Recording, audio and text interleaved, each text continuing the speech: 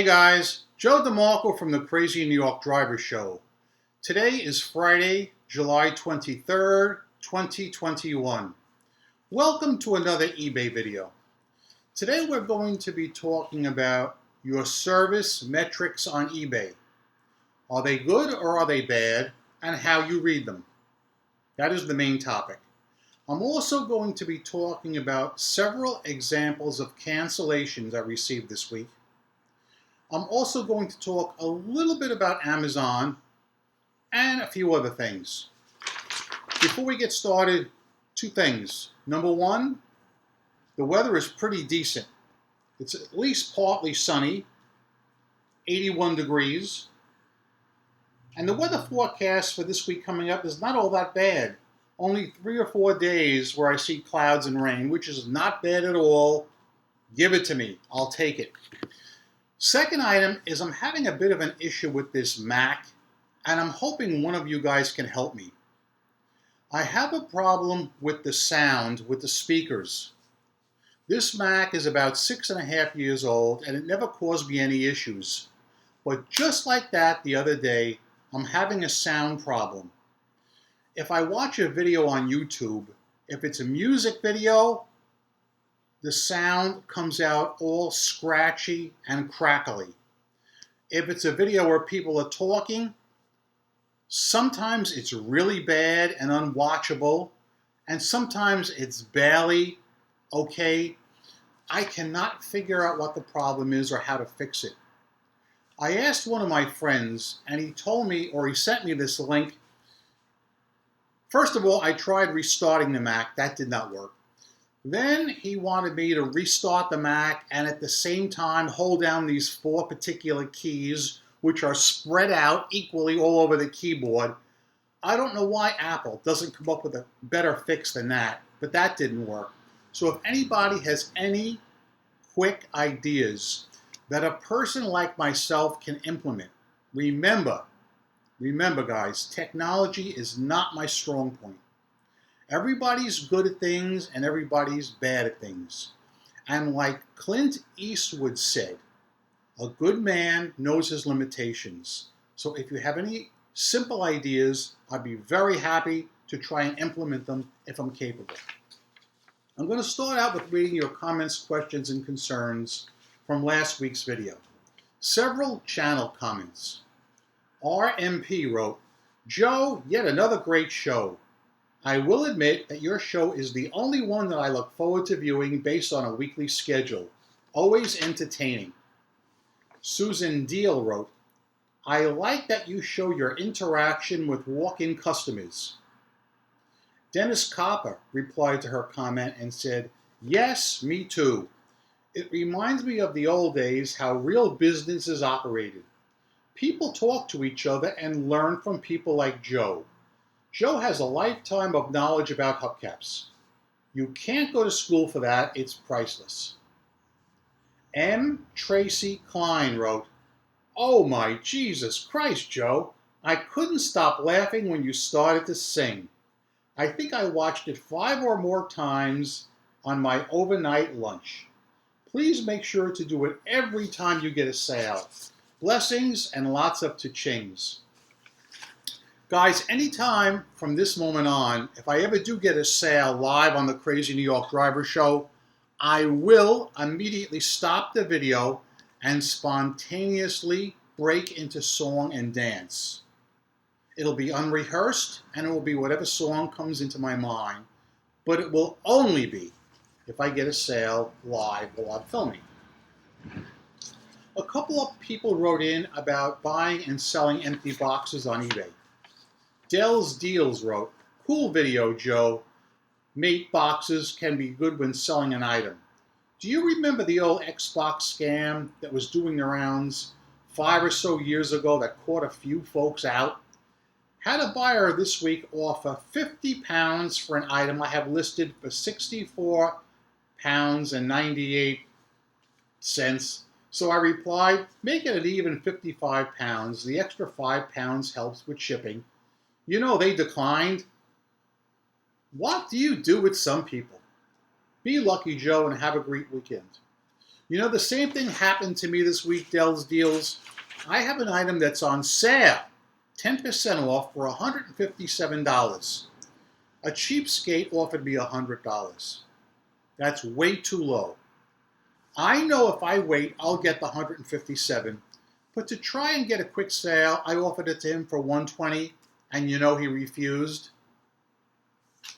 Oh my God, it's unbelievable how tight some people are with their cars. Stephen Bond wrote, I would buy an empty box to upgrade a board game or a doll. Let's say I have a game worth $100 with a beat-up box. If I could replace it with the same box in nice condition for $50 and have an item worth $300 or $400, it's a good buy. I do agree, but what I was trying to get at in the last week's video was a scam where people were selling iPhone empty boxes years ago and misleading people, and they thought they were getting an entire iPhone.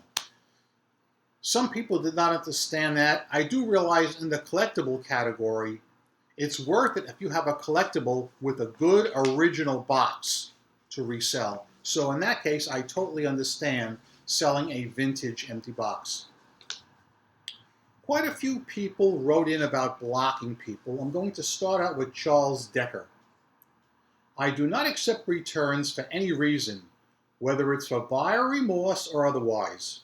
Any person that attempts to return an item will end up on my block list.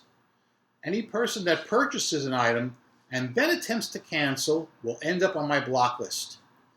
Any person that asks stupid or ridiculous questions, especially if the answer already exists in the listing, you guessed it, they end up on my block list. Any person that sends repeat messages in the middle of the night like a lunatic, blocked. Selling on eBay and dealing with people who can't read is already hard enough these days. Any difficult person, or even if there's an indication they're going to be trouble, and they're blocked. Who knows how many headaches I've unknowingly averted over the last 21 years by adding hundreds of troublesome people to my block bidder list. Well said. I can't find any fault at all with that logic. Ryan Glazer wrote, any eBay buyer who opens a cancellation request, item not received, return, has a question about using their item, or wants to send the seller a message, gets considered to be blocked as noisy. After the first support interaction, they definitely always get crickets in the future by blanket policy, as any type of response could induce decision fatigue and be a setup for more problems. Noise. Unfortunately, Amazon is not as free and noisy customers can continue to bother and harass you repeatedly over time. Tat Peddler wrote, hi from Scotland. Like you, Joe, I block anyone at any sniff of an issue. Also, any returns I block, genuine or not, as I'm here to make a profit. Only time I wouldn't is if I messed up. But my block if they appear to be annoyed, so I don't get retaliation in the future. Great channel.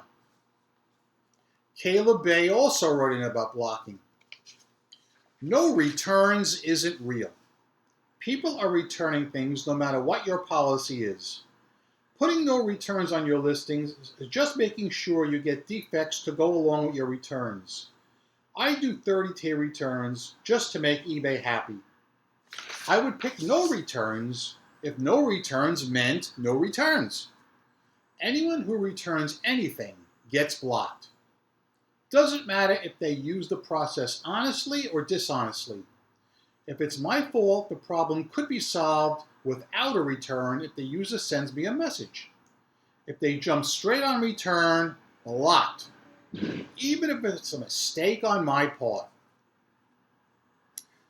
Okay, on managed payments, Mike Thomas wrote, and I truncated his question. Now, Joe, you have not touched on managed payments as much lately, and the July 21st deadline for all eBay sellers to be on board managed payments. Joe, I'm a high volume seller and I was wondering how you like eBay fees coming out daily per transaction compared to the old way of a monthly invoice. How does everyone like this? Mike Thomas, I like the daily fee withdrawal a lot better than the monthly one because I'm a pretty high volume seller too. And at the end of the month, that fee was huge. Okay? So I'm glad eBay is taking it out per transaction at the time of the transaction. It's really one of the few things I do like about managed payments. The last comment is from Dennis Copper. Canceling any order for any reason other than death hurts all good sellers on eBay.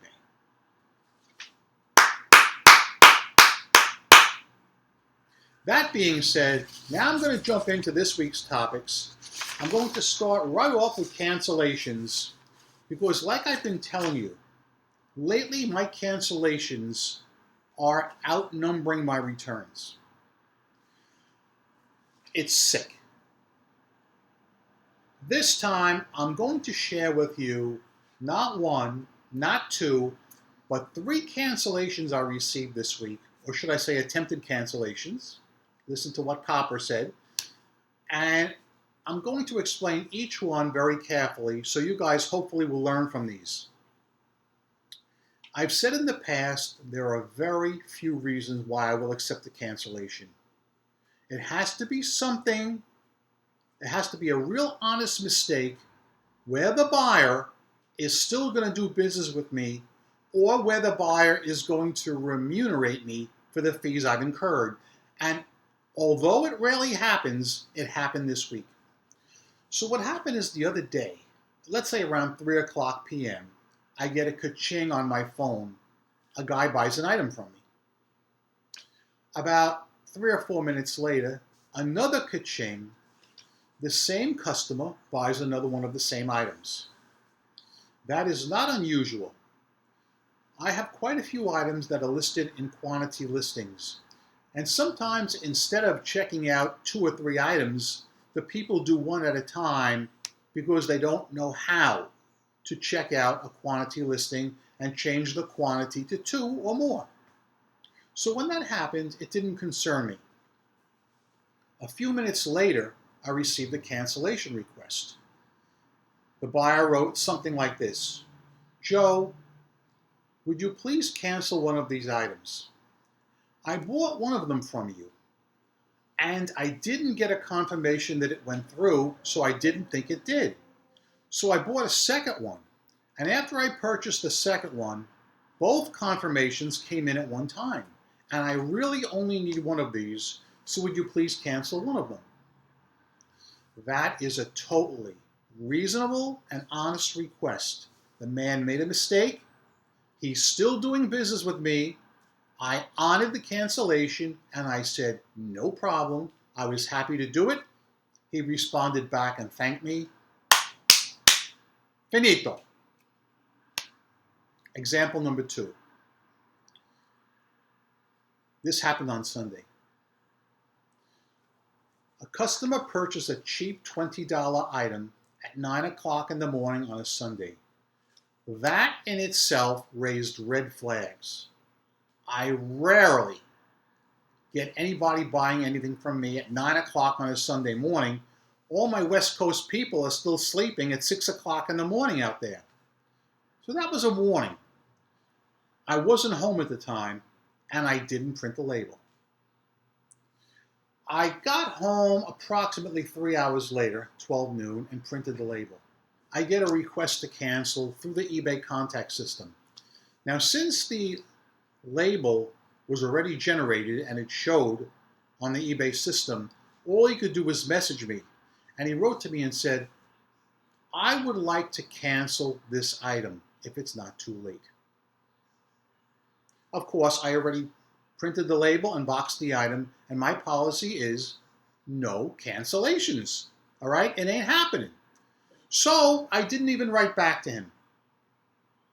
He got crickets from me. I totally ignored it. I shipped the item out Monday morning. On Tuesday, I get an angry letter from this cat. The item you sent me is wrong. It does not fit my car. I want to know why you didn't cancel this because I don't know of any shipping service that ships on a Sunday. I looked at the tracking and he didn't even receive the item yet. Okay? Again, he got crickets from me. Either the next day or the day after he gets the item, I get another angry letter. This does not fit my car. You sent me the wrong item. I requested you to cancel and you didn't. I'm going to be leaving appropriate feedback when the time comes. Now, I probably should have ignored that, but with my Italian temper that I have, and certain things just trigger me, I responded, okay? And I let him have it. I said, you as the buyer are responsible for reading the listing and being sure it fits your car. It clearly says in the title, the year of the vehicle it fits. I said, in addition, in the body, in the description, it clearly says no cancellations under any conditions. I said, you obviously don't know how to read. I had to do it. I just couldn't resist, all right? And that's all I had to say. And then he started coming at me, and I responded back. We went back and forth. But I explained to him, under no conditions, am I going to do a cancellation? It's not going to happen. All right? I said, if you want to return the items at your expense due to buyer remorse, well, that's fine. That's fine. I'll take the items back. But I will not do a cancellation. And I didn't. I stood up. Since then, the buyer has filed for a return, admitting he bought the wrong size. I have not yet gotten the items back, nor has he uploaded the tracking information. I will keep you abreast of that as time goes on. The third type of cancellation is something that also kind of triggers me. A person bought an item the other night. Let's just say it was $25 plus shipping. Pays right away. Okay, no sweat. Some time goes by, let's say an hour. So I go ahead, print the label, box the item. No sooner do I print the label and box the item, message from buyer. Do not ship to that address. That is not my valid address. I want you to change the shipping address. This is after the label is printed and the item is boxed. Now I haven't shipped it yet. It's right there on the ground. I'm not changing anything. It is their responsibility to have a valid address on file with eBay ahead of time. All right? That's their fault. Now, if they would have said that to me 2 minutes after they made the purchase and I hadn't printed the label yet, well, that's a different story. No harm, no foul. I get that occasionally. If that label's not printed and they ask me to change the address, I will go ahead and change it for them. All right? I don't mind doing that. I mean, it's no extra work on my part. Well, maybe a little extra. But when that label's printed, it's all over. So, quite frankly, I got triggered. I said to them, not happening. I said, it's your responsibility to have a valid shipping address registered with eBay when you make your purchase. I said, oh, but don't worry. You're not going to lose on this deal. I am going to cancel this and I'm going to block you. I said,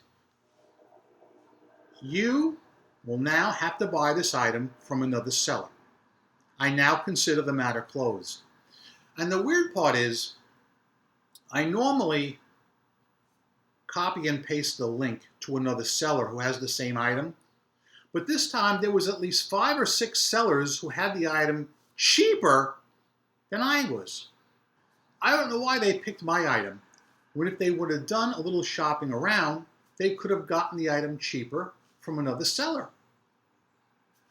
So that's how it ended up. In that case, I did cancel it. All right? They didn't really ask to cancel. They wanted me to reship, reprint. No, I ain't doing that. Much easier to cancel. I'll take the 30-cent loss, okay? No big deal. The item's right here. That's an example where I consider it prudent to cancel. So yeah, those are 3 different type attempted cancellations I had this week. If you guys want to share any stories about what happened to you this week with cancellations, I'd love to hear them, and I'm sure your fellow subscribers would. Now I'm going to talk a little bit about service metrics. I have prepared a cutaway, which I filmed earlier today. So let's hop on to that right now. Okay guys, let's take a look at my seller metrics as of July 23rd, 2021. Here on the left, you can see eBay has a graph, and this is germane only to eBay Motors. Yours will vary depending on what category you sell in.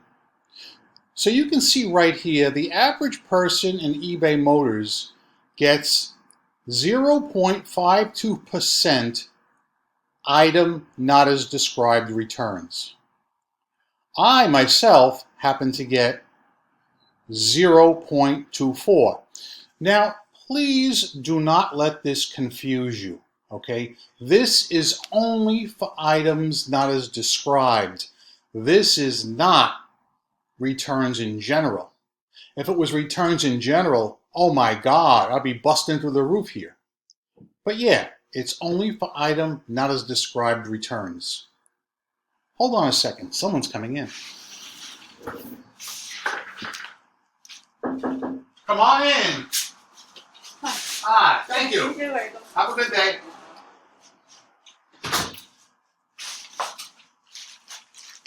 I shouldn't show this on camera. I know it looks bad that I got an Amazon delivery, but occasionally I do have to buy from Amazon, and we'll be talking about that in the video later on, or unless I already talked about it, because I'm filming this part of the video first. So anyway, now what I want you to do is look at the right side of the screen where it says the reason for your returns. One of my items they're claiming arrived damaged, and the other one doesn't match pictures or description. Now, as far as item not as returns, I am very low. My returns are very low, which is good. And I've always said that although I do get a crap load of returns, most of my buyers are very honest. But what I'd like you guys to do when you get a chance is go into your Seller Hub, click on the Performance tab, which is on the top. From the drop-down menu, select Service Metrics and share yours. What is your service metrics return for item not as described? Please share it in the comment section. You can see mine is 0.24%. Let's get back to the video. Okay guys, I hope you found that helpful. You may have noticed, and I know you couldn't help but notice, while I was filming that segment, I received an Amazon delivery. I know I'm going to catch a little flack for this, but occasionally I do order small gadgets from Amazon that I find helpful. I very rarely make a mistake purchasing something. And we talked about this even on eBay. All right, I'm very careful. I never cancel a sale. I have it in my life. I've never canceled a purchase. But I did kind of an unusual mistake last week on Amazon. I have a lot of gadgets in my car. So what I needed to buy was one of these adapters for the cigarette lighter that you plug in and you make it a dual adapter so you can put another gadget in. So, I mean, how could I make a mistake on such a simple thing? It turns out I'm driving one of the few cars in the world whose shifter console in the center will not clear this. Therefore, if I plug this into my cigarette lighter and I go to shift into park, it'll smash into this. There's not enough clearance. okay? I bought this on Amazon. It only cost, I think, maybe $12 or so. I got the prompt the other day from Amazon to rate the seller and rate his product description and speed of delivery. I gave the guy 5 stars on everything. And no way am I going to return this because it's just not right. All right? I take responsibilities. Everybody should, but most people don't. I'll either find another use for this, I have other cars, or, worst comes to worst, I'll resell it on eBay. What you saw the lady bringing in earlier was the replacement for this, the kind like I have originally, with the single plug that wraps around with a coil that connects to a dual adapter, which I have screwed into the side of the firewall. So that explains that, in case anybody wanted to know what I was buying on Amazon. And yeah, so the service metrics, that explains that. Guys, now I'm going to stop and take my first drink from the ceremonial Fox News Cup of Life. This is the ceremonial Fox News Cup of Life. Happy is he who drinks from it.